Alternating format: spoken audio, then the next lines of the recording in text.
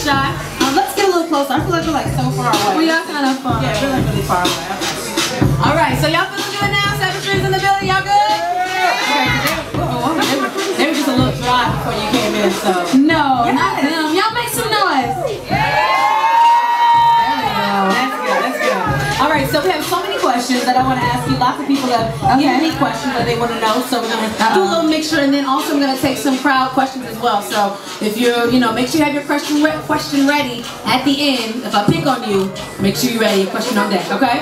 All right, so how many people remember Sevyn from her girl groups, one of her girl groups? Rich Girl, how many people? TG4? All right, so let's start there with TG4 was the first, and then we have Rich Girl, right? Yes. So let's talk about what it's like. You're an independent artist now. You're on the road by yourself. Yeah. You don't have some other, people to mix in with in the studio. It's just you by yourself. So what's the difference between a group and now being a solo artist? You know what? I loved being in my groups. I love my groups.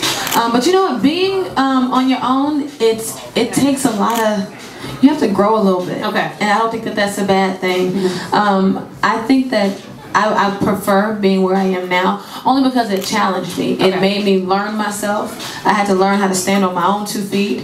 It forced me to, even in terms of like writing and things like that, I'll be honest, because y'all my people, so I'll be honest with y'all. Even in my past situations, I wasn't really given the opportunity to write like that. You know what I mean? So to be, on my own and be a solo artist and be able to just be free creatively.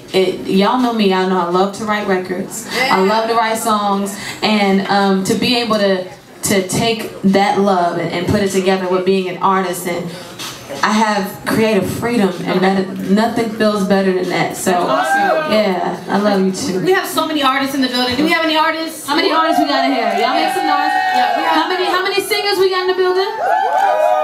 How many rappers we got in the building?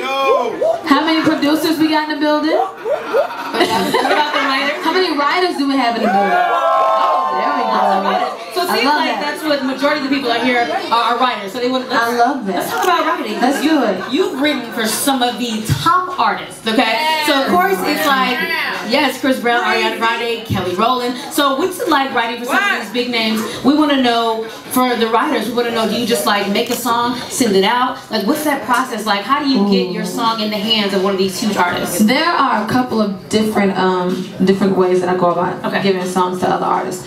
Sometimes, if you actually have the pleasure of being able to be in the room with an artist, that's always cool, because I like to talk to you and find out what you're going through in your life. Like, that's important to me. Like, for example, if I were writing a song for you, I would say, so where are you in your life right now? Are you in love? Yeah. You are in love. Oh, yes. Where is the question? Oh, you're interviewing. Yes. So yes. Are you in love? Does when you think about him, how does it feel? Oh, like you're on a beach. In Hawaii. Give me more. And just sipping on some cute drink. Okay, now tell me this. Have you experienced heartbreak before? I have, lots of that. So when you came across this love that you have now, how did that feel? It changed my life. So I will probably write you a song called "Change My Life." I'm just saying. We just wrote a song. And I would go into detail, and we would talk more, and that's how I like to write songs for people, because that's how I do that for myself. I like to write according to how I feel. Yeah. So that's how. Because I feel like you guys, we're artists, right? We all have a lot of artists. How many times have you listened to a song that you feel like the artist didn't really connect with it? They're just like giving words. So that's good. That you like to get in there and really figure it out. I do. So now let's talk about Chris Brown, because we love. How many people love Chris Brown? Meeting him, what was that like? I mean, like, you're like one of the only people that he's really endorsed for real. So like, what's it like being able to, when you first met him? Let's go back to that first time. First. You were a fan, I'm sure, right? Obviously, I was definitely a fan when I first met Chris.